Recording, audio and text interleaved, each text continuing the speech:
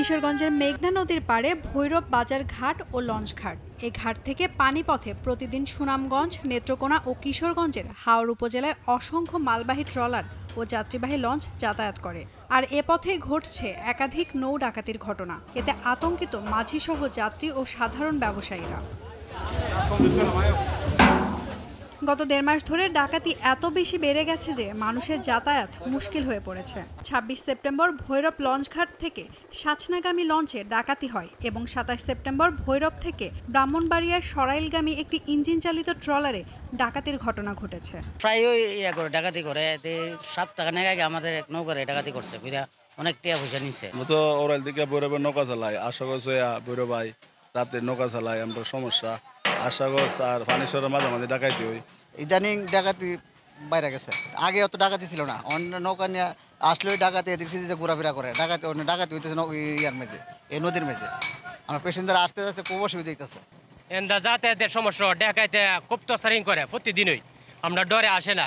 এ বিষয়ে লঞ্চঘাটের সুপারভাইজার রুবেল জানান, নৌ পুলিশের তেমন কোনো কার্যক্রম দৃশ্যমান নয়। তবে লঞ্চঘাটের ইজারাদার কবির উদ্দিন খোকা বলছেন, নৌ পুলিশ একটু তৎপর হয়েছে, তবে আরও তৎপর হলে ডাকাতি বন্ধ হয়ে যাবে।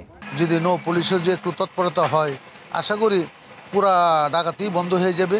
এতে করে ভৈরব বাজারের ব্যবসা বৃদ্ধি পাইবে।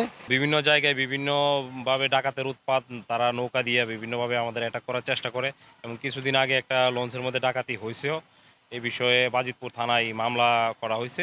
জেলা পুলিশ সুপার মোহাম্মদ আহাদুজ্জামান মিয়া জানান, নৌ পুলিশ ফাঁড়ির বদলি কার্যক্রম শেষ হলে পুলিশ পুরোদমে কাজ করবে। নিরাপত্তা নিশ্চিতকরণের লক্ষ্যে কিন্তু নৌ পুলিশ শুরু থেকেই কার্যকর ভূমিকা পালন করে চলেছে এবং নৌপথকে নিরাপদ করার স্বার্থে নৌ পুলিশ বিশেষ করে আমাদের নদী তীরবর্তী যে বিভিন্ন অঞ্চলে গুরুত্বপূর্ণ যে সকল জায়গায়, সেখানে আমাদের থানা এবং ফাঁড়ি স্থাপিত হয়েছে এবং সেই থানা ফাঁড়িতে নিয়োজিত জনবল তারা প্রতিনিয়তই টহল পার্টি এবং যে সকল স্টেক হোল্ডার যারা নদীপথে মালামাল পরিবহন করে বা যাত্রী সাধারণকে পারাপার করে, তাদের সাথে সমন্বয় সাধন করে নিরাপত্তা নিশ্চিত করে চলেছে। এই সিজনাল অপরাধীদেরকে আমরা আইডেন্টিফাই করার জন্য আমরা আমাদের বিশেষ ব্যবস্থায় সোর্স নিয়োগ করেছি। দেখি তাদের যদি নামের তালিকা আমরা তৈরি করছি।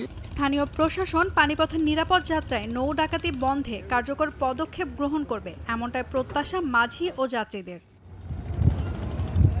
নাওমিন নাসরিন, ডেইলি সান।